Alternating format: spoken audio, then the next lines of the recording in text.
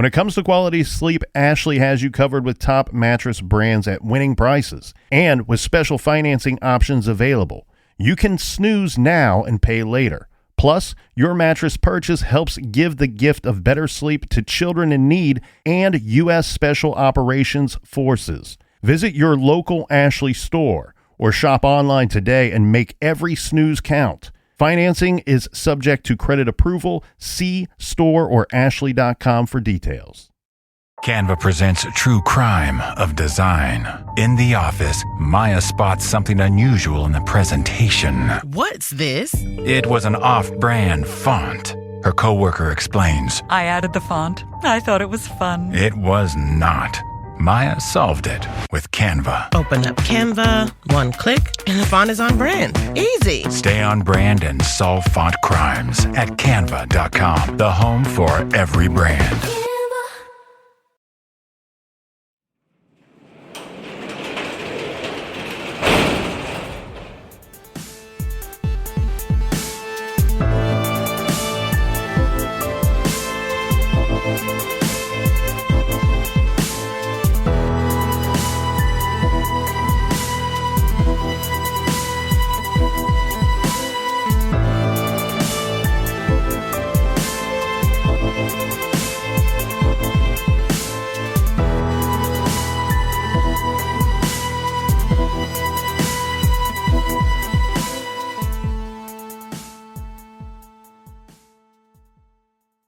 Welcome to True Crime Garage. Wherever you are, whatever you are doing, thanks for listening. I'm your host, Nick, and with me, as always, is a man who got a six-pack for his girlfriend and still considers it to be the greatest trade in his life. He is the captain. Well, she wasn't even worth the recycle refund fee. It's good to be seen and good to see you. Thanks for listening. Thanks for telling a friend.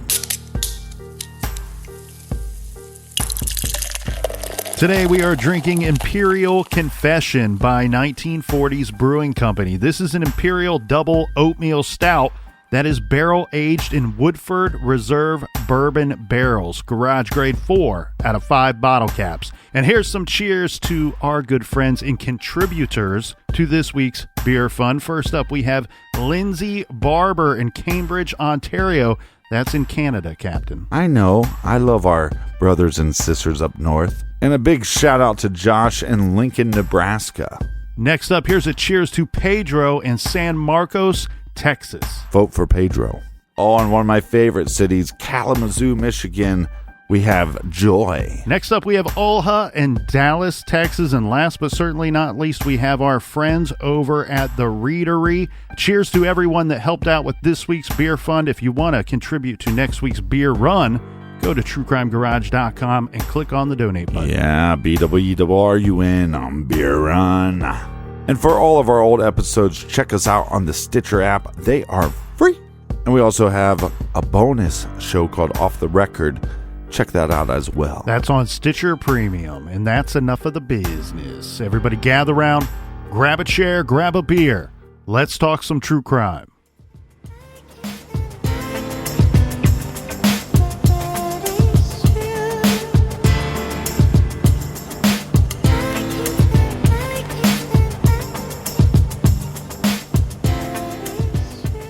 Back in June of 1979, Kimberly Neese borrowed her father's pickup truck to go to town on a Friday night. She was seen cruising the drag in Poplar, Montana, several hours before her body was discovered. In episode 1, we went through in detail the tragic and brutal murder of a promising young woman and the bungled crime scene investigation that followed. But then, police almost out of nowhere get someone who confesses to killing Kimberly Neese. This is 3.5 years after the murder. And what is even more strange, the confession comes from all the way down in Monroe, Louisiana. In January of 1983, our old pal Barry Beach, he's down there at the police station in Monroe, Louisiana. He was originally brought in for some kind of minor offense, but the result is he confesses to killing Kimberly Neese plus 3 other people. During the 3.5 years between when Kimberly was killed and Barry was arrested, Barry Beach was bouncing back and forth between Montana and Louisiana. While down there, his father's wife, so his stepmother, calls in a complaint to the law enforcement agency down there. She says Barry was assisting his stepsister and her friends in running away from home and possibly skipping school. So he's picked up for contributing to the delinquency of a minor. During this time period, though, the main concern of the police down there is a serial murderer who is on the loose and killing women in the area. 2 women and a girl were killed, and they had just put together a task force to hunt down this killer. Now, we got to keep in mind what is going on in the world at this very moment. Remember, up the road from Louisiana, from 1979 to 1981, Wayne Williams was killing kids in Atlanta, Georgia. He's convicted of 2, suspected of maybe 25, and, well, I believe Wayne Williams killed 15 or 16 of those people, in my humble garage opinion. Now, these 3 murders in Louisiana started up in August of 1980, and there's another murder in April of 81, and then again in February of 1982. Wayne Williams was on trial in Georgia at this time, at the time of the 3rd murder. Police formed a task force, and the phrase "another Atlanta" became common discussion around town.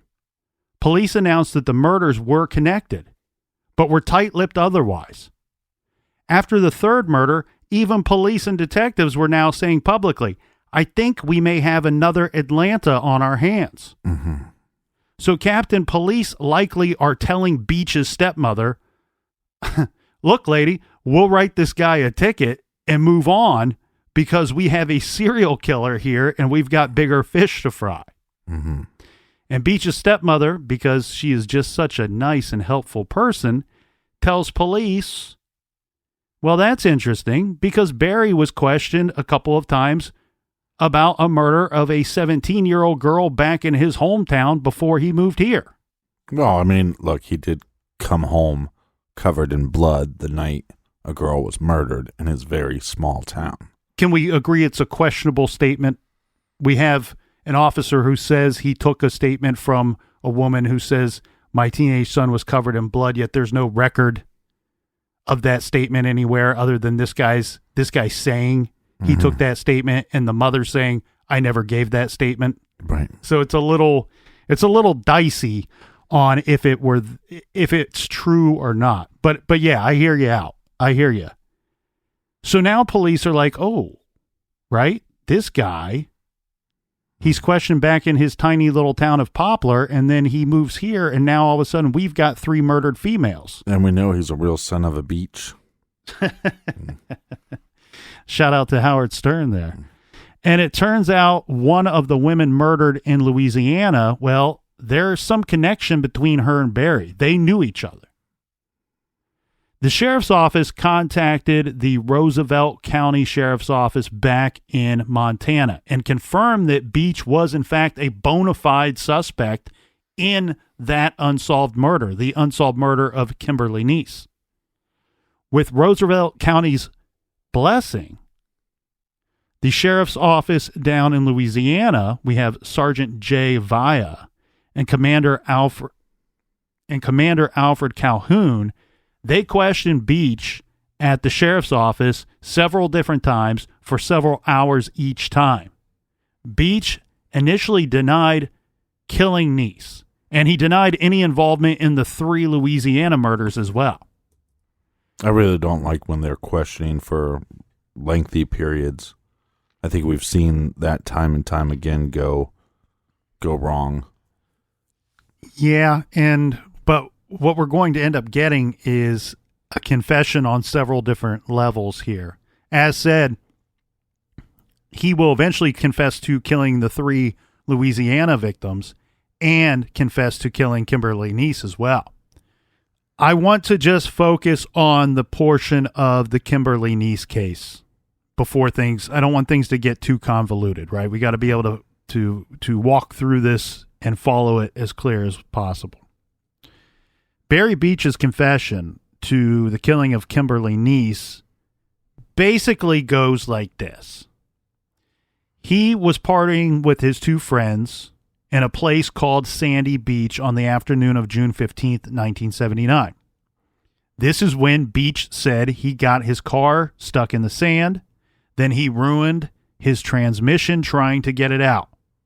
In a fit of anger, he yells at his friends, he ends up punching the vehicle, and at about 4:30 p.m., he left his friends and walked back to town. There, he asked a couple of friends to drive him home. The first people that he asked, well, they turned him down. The second car that he asked, they actually drove him home. Once he got home, he says that he took a nap and didn't wake up until sometime after it was already dark.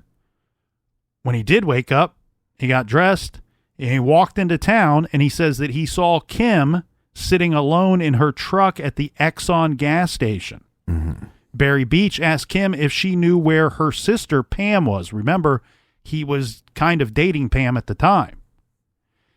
She says, I don't know what answer she gives to this question. It's not clear in the statements that he provided to police, but the result is he ends up asking Kim if he could ride around town and hang out with her. Mm-hmm. He says that she agreed to this. So they drove around aimlessly around the tiny little town of Poplar for a while before parking at the train bridge. And this is where Kim's vehicle, the truck, would later be found. Mm-hmm. Kim and Barry sat in her truck, according to Barry, talking for some time, talking about the normal kid crap, right? Talking about high school, Kim going off to college after the summer, Pam and Barry's relationship, and Kim and Greg's relationship, normal stuff. Eventually, after some beers, they smoke a joint and continue talking. Barry steers the conversation away from Pam and him to maybe something with Kim and him. Kim doesn't seem to like this idea. Barry tells her he wants to have sex with her. She turns him down. He tries to touch her. She pushes him away. He tries to kiss her. She pushes him away and tells him to get out of the truck. Barry calms her down and offers to smoke some more weed with her. He says in his confession, he thought if she got a little messed up, she might change her mind. Yeah. After joint number 2, Barry is going to give it another shot. And of course, he shot down. And this time, Kim is having no more of his shenanigans, no more of his rude, aggressive behavior. And as he tries to touch her again, this again, after she has refused all of his advances, she smacks him. Barry says he smacks her back. The detective inquires further. Did you smack her with your hand or your fist? Barry says with his fist. So he describes this as if maybe one could believe it's some kind of, I don't know, maybe some kind of fight, or even if just briefly, some kind of fight. Mm-hmm. And we know that he certainly is going to have the upper hand here. He's using his fist, and then he does this weird thing of still making these advances to her. At some point, he says he saw a crescent wrench on the floorboard inside the truck. He picks it up. He hits Kim several times with it. Kim tries to escape out the driver's side. Wait, so you're saying that he's claiming, I tried to make these advancements towards her. She didn't respond. Then I tried to get her more drunk and high. Maybe then she would respond to my advances. She didn't. Then she physically attacked me. So then I attacked her. But then he continued to make advances after he punched her. This is according to the confession that is had in this case. He says that he saw that crescent wrench on the floorboard inside the truck. He picked it up and hit Kim several times with it. He said that she tried to escape out the driver's side of the vehicle. Barry got out. He runs around to her, and he pins her up against the side of the truck. He says he tries to kiss her again, and this is when she scratched him. Well, at this point, he's trying to rape her. Well, that's right. And you know, I said this weird thing of, hey, he's physically abusing her, but then still tries these sexual advances. Mm-hmm. And I say that that's a weird thing, but you got to keep in mind that a lot of experts say that rape is more about power and control than the actual intercourse itself. Mm-hmm. Barry keeps going back to trying to kiss her because in his pea brain, he believes at some point she may comply. He hits her to get what he wants. This makes him feel powerful. She does what he wants, even if forced to do so. This gives him a sense of control, and in turn, again, having control or being in control, this makes his weak-minded attack feel like he's some kind of powerful man. Mm-hmm. Barry says at some point he did choke Kim. This seems to be rather brief because he then grabs a tire iron from the bed of the truck and he started beating her in the head with it, and eventually she stops moving. So we have an attack with the crescent wrench, his fist. That started inside the truck, no doubt. And then we have this tire iron that would have been used outside of the truck. Yeah. After she stops moving, he realized that he killed her. He says that he started to panic. He decided that he needed to get rid of the evidence. He found a large garbage bag in the truck and tried to put Kim in this garbage bag. She only partially fit in the bag. So he dragged her over to the river and pushed her in. Mm-hmm. He then took the keys from the truck, the crescent wrench, and the tire iron and tossed them into the river as well. He says he used his shirt to try to wipe off fingerprints in and around the truck. Barry, then his goal was to go home, to run home, but he's covered in blood. So he says that he stripped down to his underwear, wiped the blood off his body as best as he could. He burns his clothes in a railroad car that it's parked on the tracks. Mm-hmm. He ran the rest of the way home, washed the remaining blood off, and then he goes to sleep, the whole time trying to convince himself that none of this really happened. Well, but so we can also assume that maybe that his mother seeing him covered in blood actually did happen. Or are we just thinking that that's still I don't know. Rumor. I don't know what to think. I wish that there was some actual report of that statement that the officer says that he got from his mother. Is that the end of his confession? That's basically the end of his confession, yes. The thing that I find interesting here is it matches up pretty nice with the evidence, and it matches up pretty nice with the things and the items at the crime scene. Mm-hmm. Well, the crescent wrench. But it's such a small town that you would think that he would have known possibly about that. Tire iron, something you find on a vehicle. So, it's not that far-fetched for somebody to come up with that idea. Well, that's what's going to be at the crux of this whole argument and at the center of this whole case against Mr. Barry Beach. Because the people against Barry Beach will say, look how much of the confession lines up with what we know went down that night. Mm-hmm. We know she was at the Exxon gas station. He says he saw her there, and that's where he got in the truck. We know that the truck was found at the train bridge. We know that she was dragged from the truck. We know that she was beaten with at least 2 items. We know that the attack started or took place inside the truck as well as outside of the truck. Mm-hmm. And he doesn't say that he rapes her, and there's no evidence of rape. So there's a lot of things that are in his story that did in fact take place during the commission of this homicide. So this confession looks really good, but as you just pointed out, very astutely, I might add, is small town. It's 3.5 years later.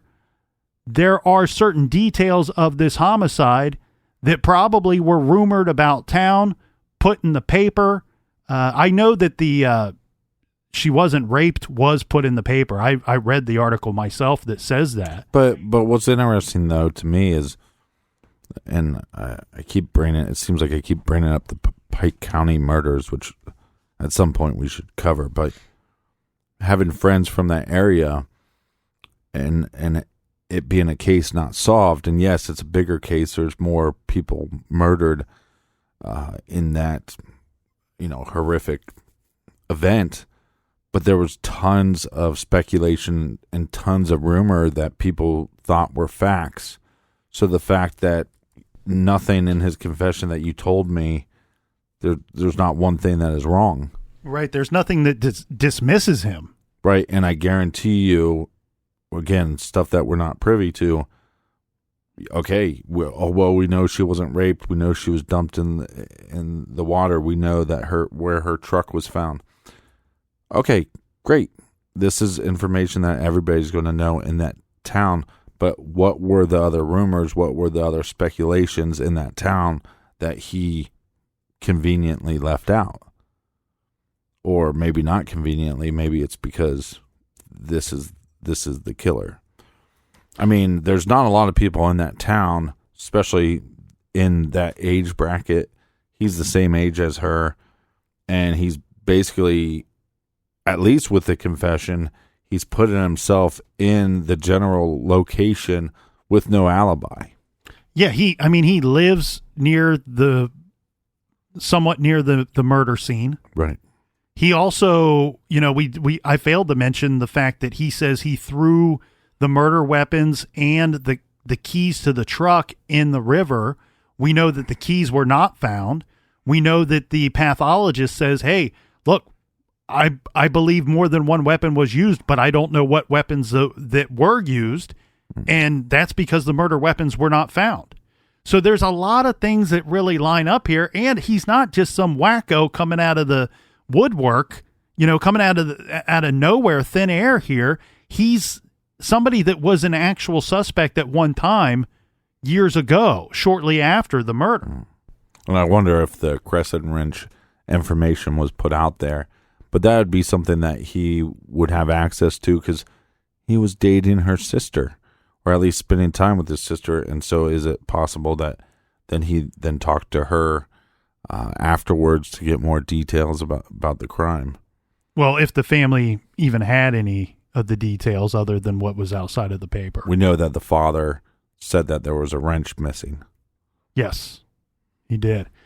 The sheriff's department down there, they also managed to get Barry, as we said, to confess to their 3 unsolved homicides, the 3 murders in Louisiana. But there's a bit of a problem here for law enforcement down there, because even though he confessed to those 3 homicides, he couldn't have committed them, as there was proof that he was not in their state. He was not in Louisiana for 2, maybe even all 3 of the murders. And the police down there already said all 3 were connected. So what's going to happen is he's no longer good for these down here, even though he confessed to them. But while down here, he confessed to a murder up in Montana.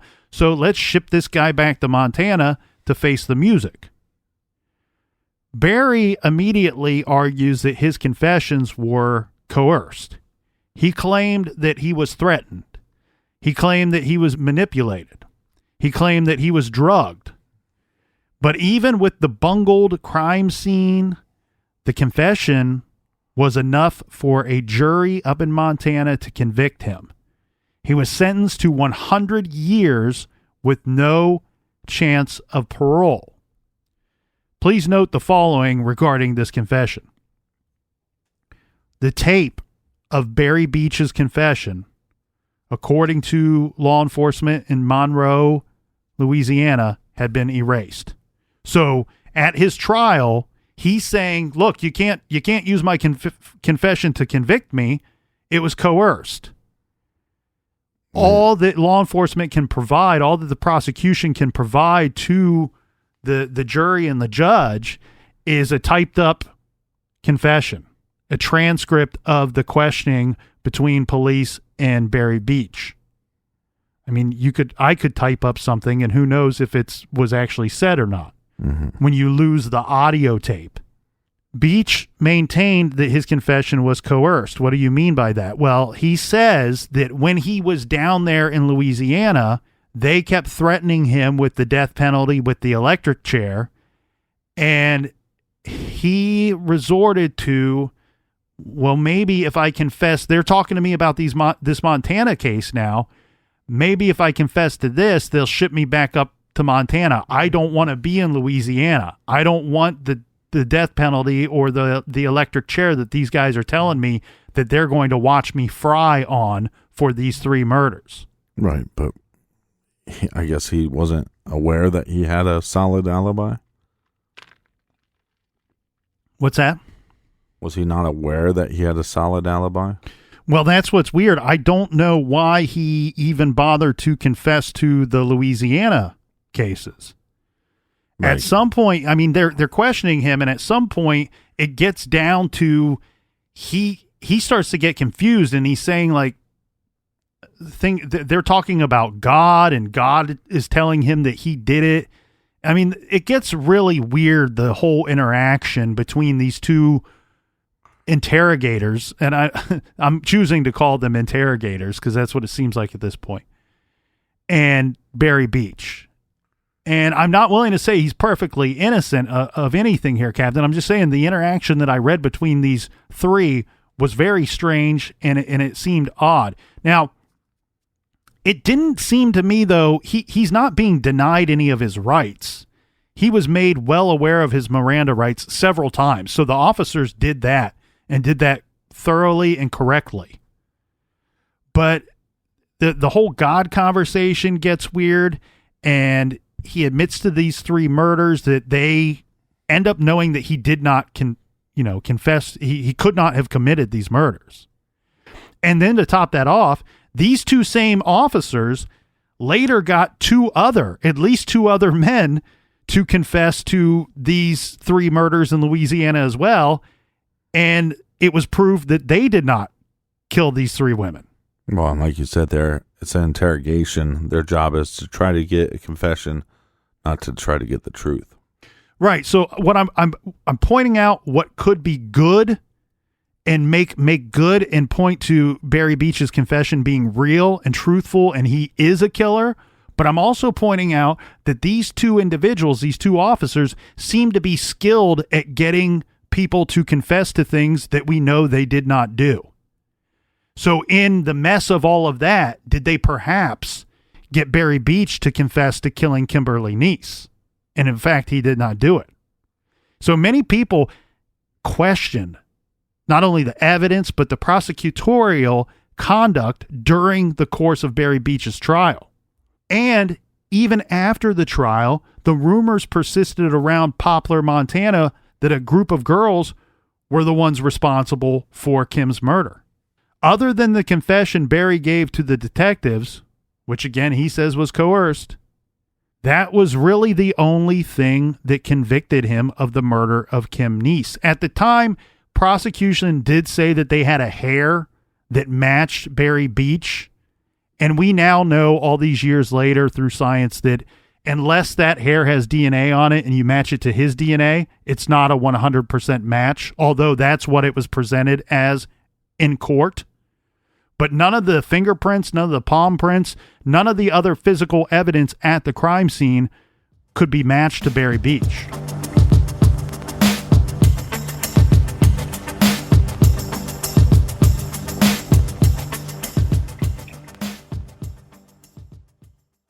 This show is sponsored by BetterHelp. Do you look forward to the holidays? Maybe you struggle with seasonal blues.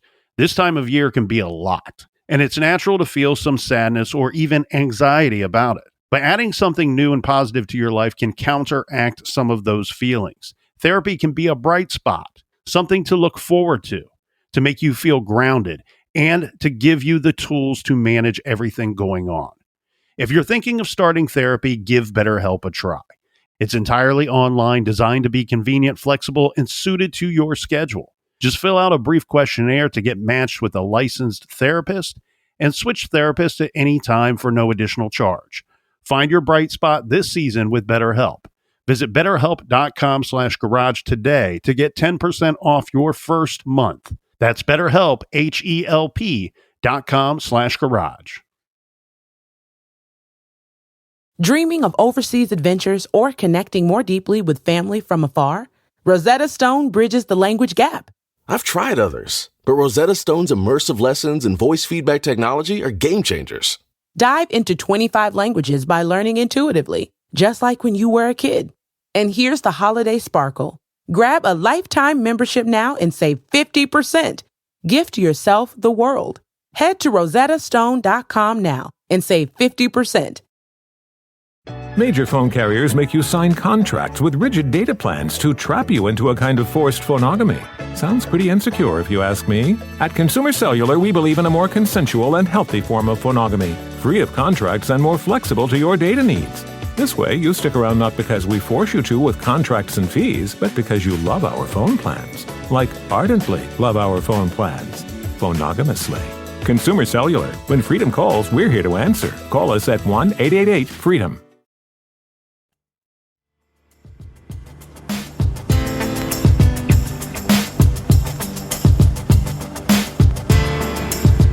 All right. Cheers, mates. Cheers, Captain. Well, we have Barry Beach sitting in prison. He's sentenced to 100 years. He says, I was wrongfully convicted. And he requests the help of Centurion Ministries, who agreed to research his case after their investigators reviewed the facts of the case and noticed an absence of physical evidence in this case. So there's not physical evidence tying Beach to the actual murder. Right. They formally took on the case in 2000. In doing so, they conducted an exhaustive reinvestigation of Barry Beach's conviction. Centurion Ministries was, according to their website, the first organization in the world dedicated to the vindication of wrongly convicted persons. Since 1983, they have freed 63 men and women who were serving life or death sentences for crimes they did not commit. Centurion believed that the confessions obtained in Louisiana were coerced and that the group of girls actually murdered Kim Neese. One significant witness that Centurion managed to find in their investigation was a woman named Stephanie Eagleboy. She told a story that when she was 10 years old, she lived near the train bridge at this time in Poplar back in 1979. She liked to sit out on a rock overlooking the train bridge with her cousin.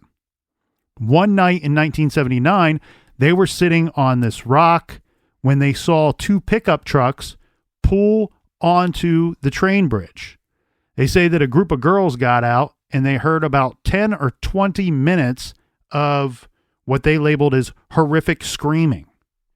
And girls shouting things like, get her, and kick the bitch. Then it got quiet. They say that they saw, I'm sorry, I shouldn't say they, just Stephanie Eagleboy says that she saw a police car arrive, and she knows that it's a police car because it had the police lights on top on. So old Eagle Boy has an eagle eye. Well, the cop shuts off the lights, according to Stephanie's story. Then she heard what she thought was digging noises. Then all three vehicles leave and drive off. Okay, this is interesting. She does say, hey, I was scared. I was 10. I was scared of the girls. I was scared of police. I was scared of everybody. I didn't tell anybody all the way back then. I'm willing to tell people now. Doyle points out in his book that he does not believe that Stephanie witnessed the Kimberly Neese murder. He says that he does not think that she's lying. She just witnessed something else. Something else. You're exactly right. Because he points out a couple of different things. One, Kim's truck stayed at the scene. According to the story that Stephanie Eagleboy, whatever she witnessed, she says all of the vehicles left after this screaming and this attack seemed to go down. And the other thing too is that Doyle points to is that Stephanie's cousin has never said at any time, stated on any official record, that she saw anything that Stephanie has described seeing back in 1979. So again, we're not saying that she is lying. We're just saying it might be just a simple mistake of having witnessed something else at a different time. We're not saying that she's lying.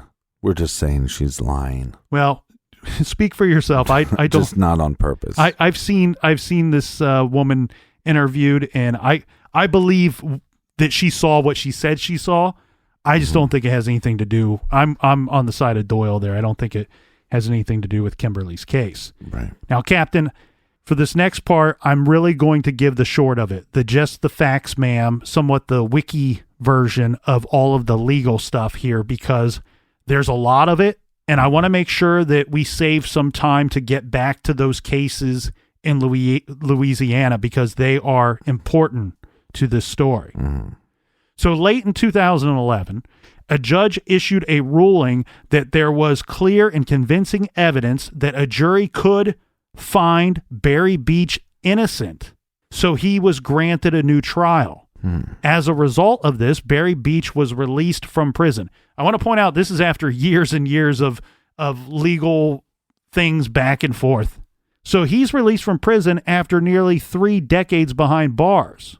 Barry was free to go out, do his thing. This is pending a new trial. Barry found employment working as the head of maintenance at a hotel. But a year and a half later, in May of 2013, the Montana Supreme Court reinstated the murder conviction, this overturning the latest ruling. And so Barry was not going to get a new trial. And in fact, he was ordered to resume his life sentence immediately. I keep saying life sentence. It was technically not a life sentence. He was sentenced to 100 years in prison. Right. That same day, Barry surrendered himself to the authorities. So now, out of prison, back in prison. In October of 2014, Beach's attorneys asked Montana Supreme Court to order that Beach be resentenced. Okay, this is important. The Supreme Court asked the state to respond to his attorney's claim that Beach's 100-year sentence is illegal because the trial court did not consider that Beach was a minor at the time of Niece's killing, and because it leaves no opportunity for release. All right, the way that this breaks down is if you were to the not receiving a life sentence sucks for Barry Beach, because the life sentence actually carries different weight than the 100-year sentence. The 100-year sentence with good behavior gets Barry Beach out at the earliest after 52 and a half years of serving time. He was in his 20s at the time. He would have been nearly 75, 80 years old by the time he would get out, per absolute perfect good record while in prison, good behavior. That's the earliest he could get out. He could potentially get out slightly earlier under the rules of a life sentence. But then on top of that, they're saying shortly after he was convicted, he was actually 17 when the murder took place. He was a child. And Montana did not allow for juveniles to receive life sentences. So he should not have been sentenced to that lengthy of a sentence. It's a whole long legal thing here, argument back and forth. And Beach's attorney is simply pointing out that he was a teenager at the time, and there was legal precedent that says teens should not be handed that life sentence. The Montana Attorney General's office says this precedent does not extend to murder cases. So on November 20th of 2015, again, after a whole lot of back and forth, Montana Governor Steve Bullock commuted the sentence to time served plus 10 years probation. So as of less than 5 years ago, Barry Beach is out of prison. Wow. And he's still serving probation. He's served quite a bit of time for this murder. Now, the question then becomes, do you think he did it or he didn't do it? Yeah, it's very strange, especially with because we have evidence, or we assume it's correct evidence, that he confessed to 3 murders that he didn't do. Right. So it's not a big stretch to go, well, maybe he confessed to this 4th one as well, and he didn't do it. But then you go back to the problem of, well, he got an awful lot of things right in his confession. Yeah. And he has a connection to her. I think that's another big thing.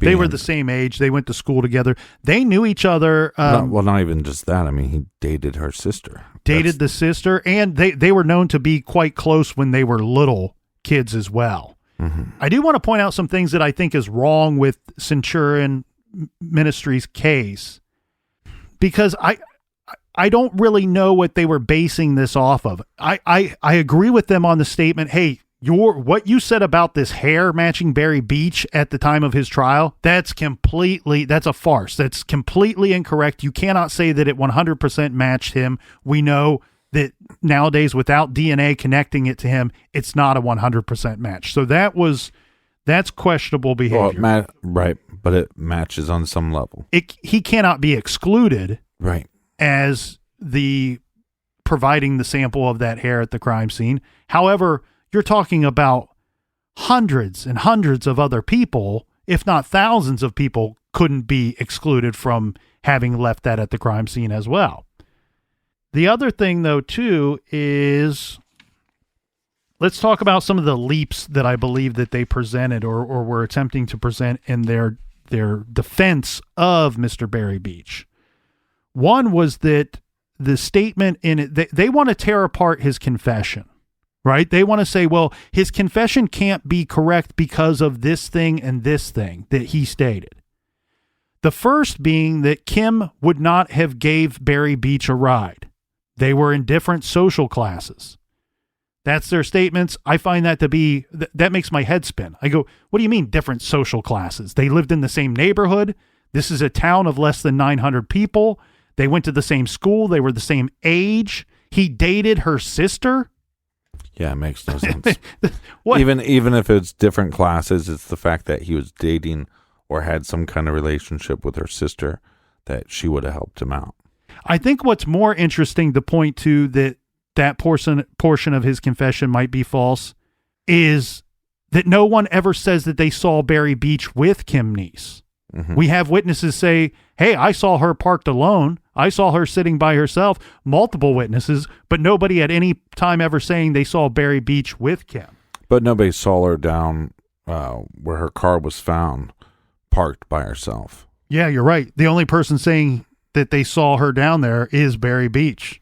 Right, and that's where we know her car ended up, but we also have eyewitnesses that say, we saw her at the gas station by herself. And then we have Barry Beach saying, yep, and that's when I came upon her.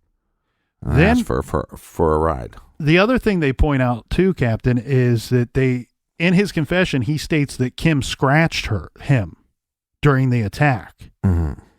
And it's too bad she didn't rip off his dick. You know, that would just make the story a little bit better. Centurion Ministries says that this cannot be true because there was no skin found under her fingernails at the autopsy.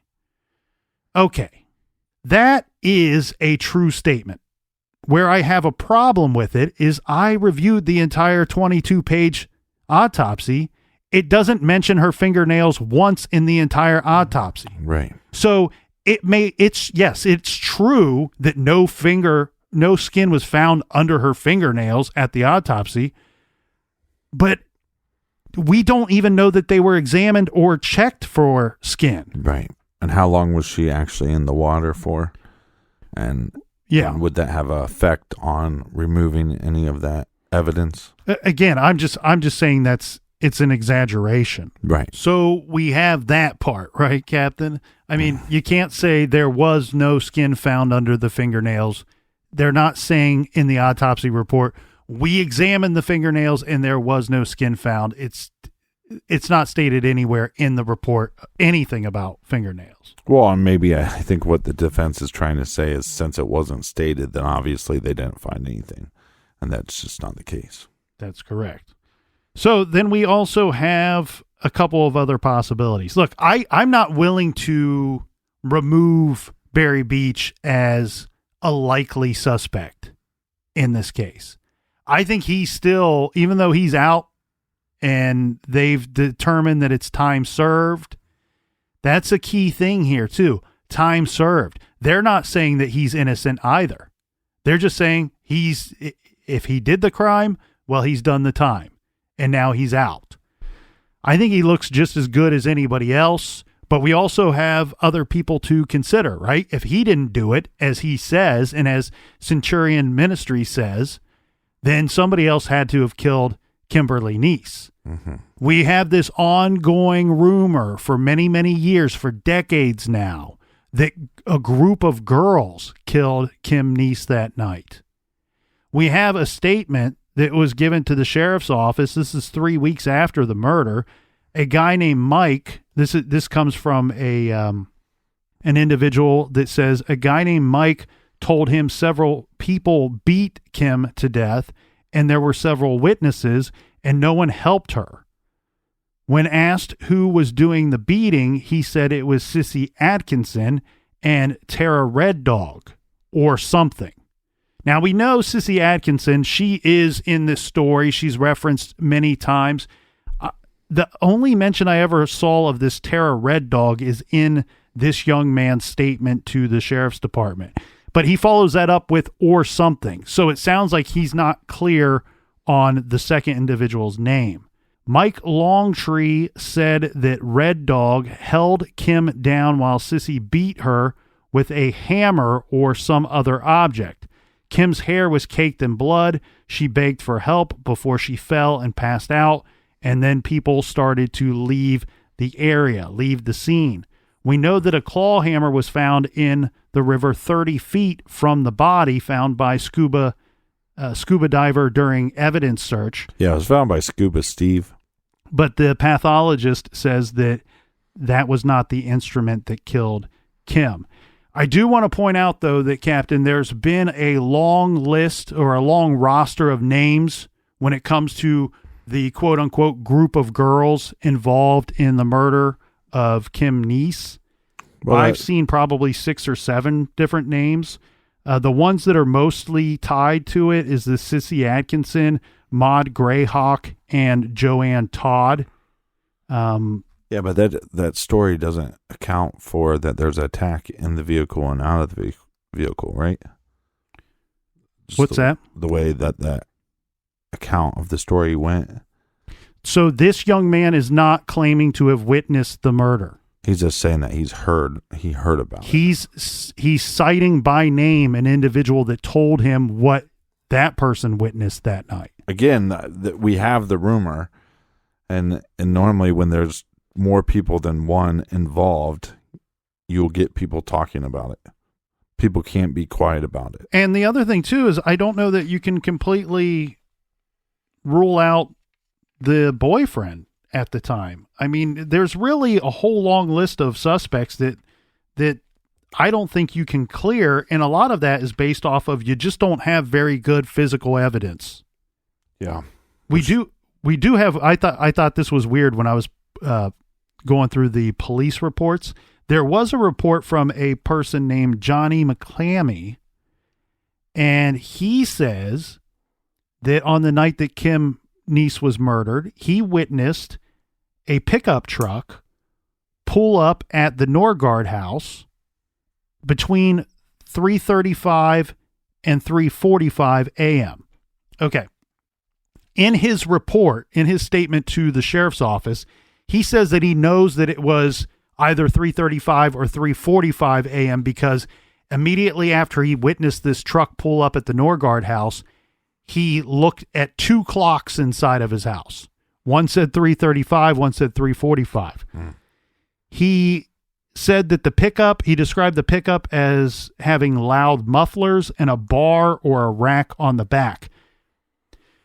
I find this to be interesting. It doesn't necessarily mean anything. It could just be a coincidence. But I find it interesting that we have all of this activity going on with all these teenagers. Greg is the closest one to our murder victim.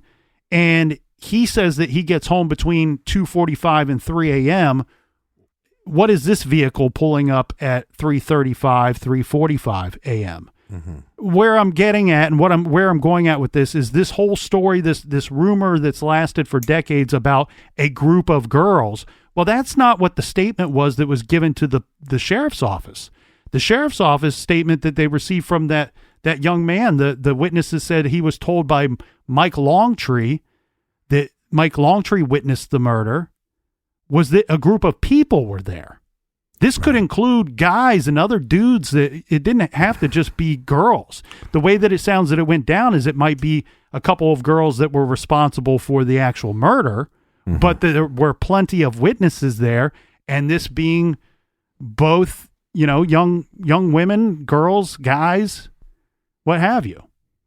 It is possible that they might not even have known that they actually killed her.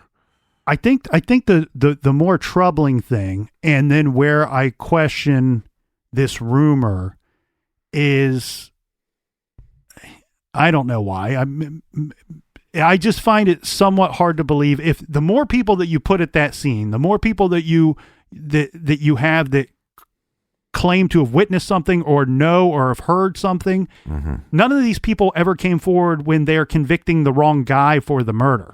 Yeah, but again, I think those are little details, not being privy to, because you're not from the area. You don't know what kind of relationship that Mr. Beach had with anybody, and what kind of individual he was, and it could be as sick as these girls attack her for whatever reason, jealousy, or maybe she's flirting with their. The claim is that that one of them, at least one of them, was jealous. Probably several of them, but it seems like there may have been something going on or something suspected of going on between Sissy Atkinson, I believe, or one of these other young women. Again, it's a long, ever-changing, fluid roster of names. Right, but it's not that far-fetched. We already know that she was hanging out with a guy the night before until 4 o'clock in the morning. Right, and the rumor was that she was hanging out with not only the boyfriend of one of these girls, but the father of their child. But what I'm saying is, if that went down, and then these guys, these detectives, and a whole nother part of the country that are pretty good at getting people to confess to crimes, gets this guy to confess, that's like, good for you. Why would you come forward? And the group doesn't have to be that large. 2 or 3 girls, 2 or 3 guys. Yeah. I mean, I don't know that. If that is in fact the truth, it makes me equally as disappointed as I am with the false confession. It's just weird because I think the confession, there's too many details that make sense. And I also think normally when you have a confession that's false, that you have moments of distancing yourself from certain things. And he's like, keeps reiterating like, yeah, I attacked her. And then I like try to kiss her again. And then I hit her. And then I tried to kiss her again. Like, it's almost like he didn't even have the concept of how crazy of a person that makes him sound. Well, and that's where the audio tape that magically disappeared or was taped over or erased would have been very helpful for the defense. Right. It was erased because of the tactics they use. But that doesn't mean that the confession is false. Just, if you tell somebody, hey, if you lie to me, I'm going to chop off your fingers, you're not supposed to do that.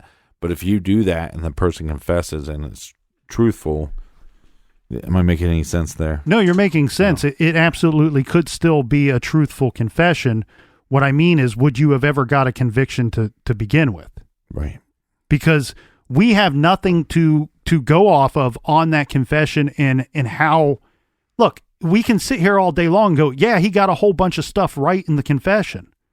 Well, he got 1,000,000 times more things right than Jesse Misskelley got in his confession that was pieced together. But we also don't know that maybe these investigators, maybe these interrogators received detailed information about the murder scene, about the crime itself from investigators back in Montana, and they helped Barry piece it together and really helped him hang himself with hit, quote unquote, his words. And all we have is a piece of paper that's typed out by God knows who to tell us this is what Barry said that day when he was being questioned. It would be nice to have that audio tape to hear. Were they starting and stopping that tape?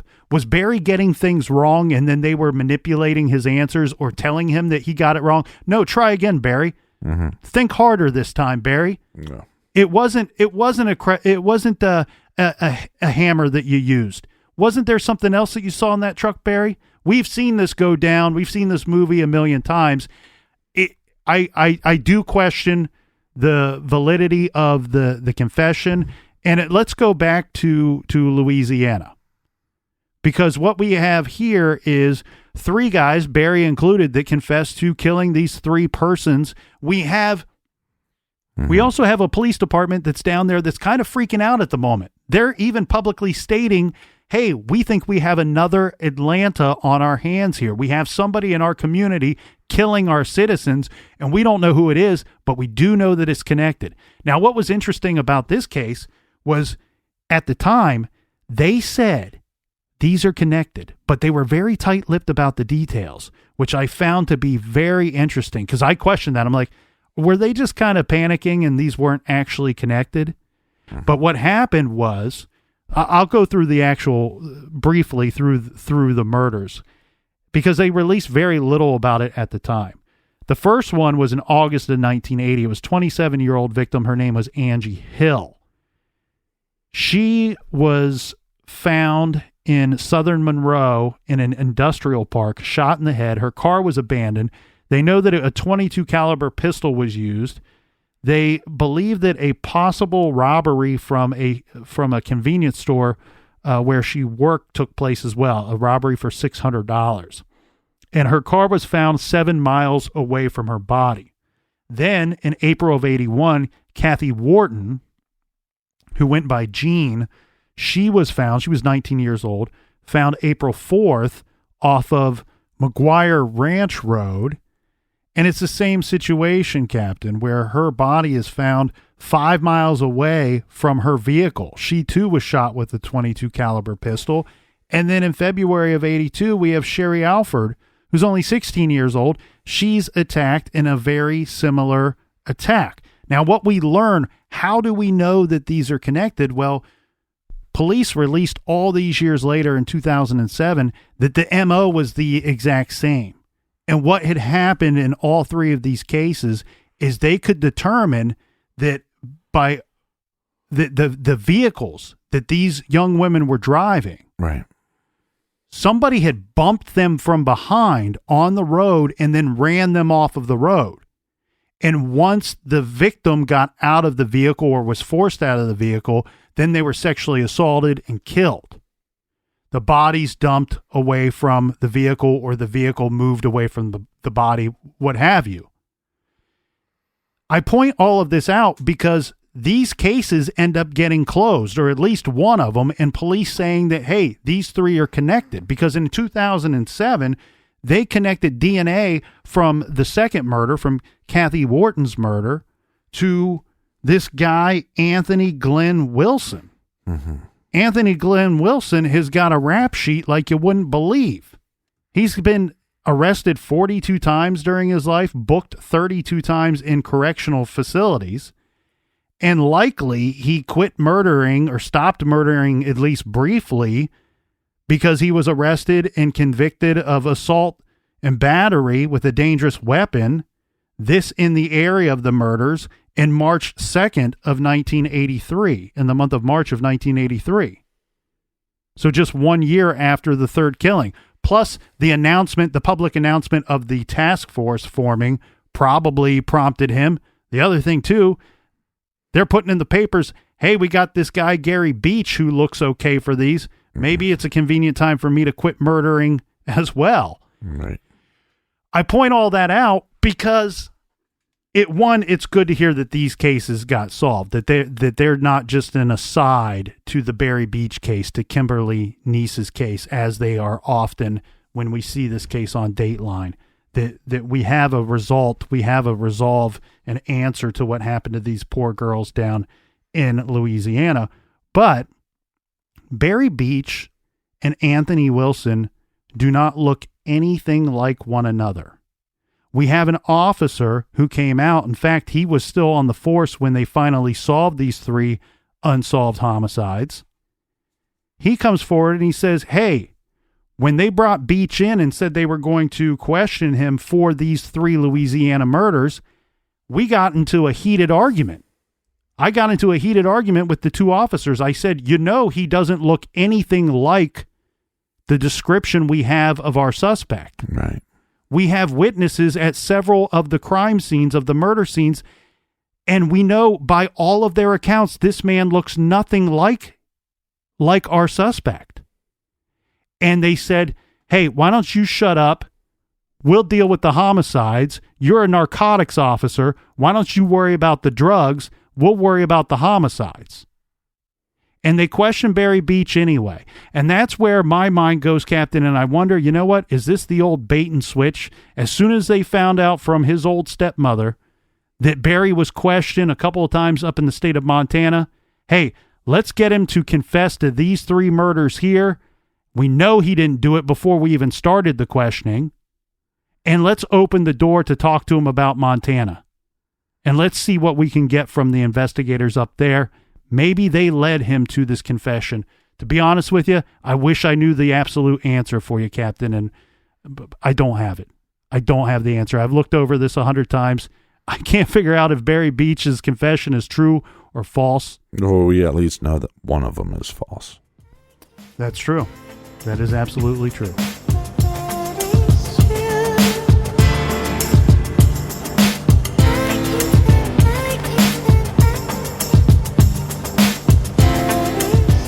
All right, the crispy of the Colonel-y.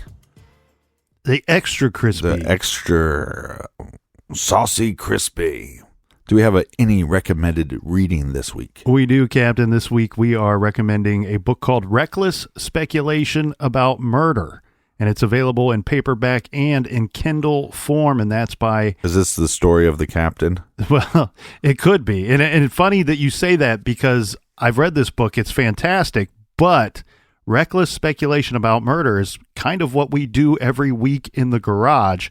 And this is by a good friend of the show, Barney Doyle. One of the things that I enjoyed about this book was it points out that Barney Doyle isn't your average gumshoe private detective.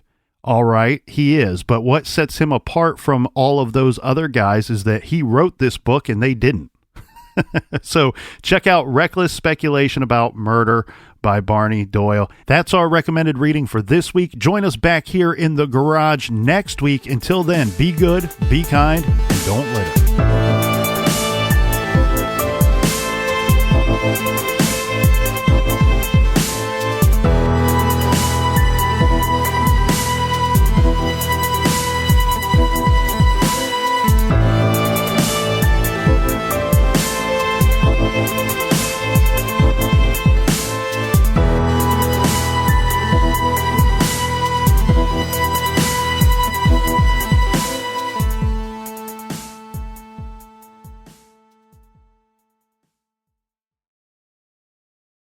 You can live out your MasterChef dreams when you find a professional on Angie to tackle your dream kitchen remodel.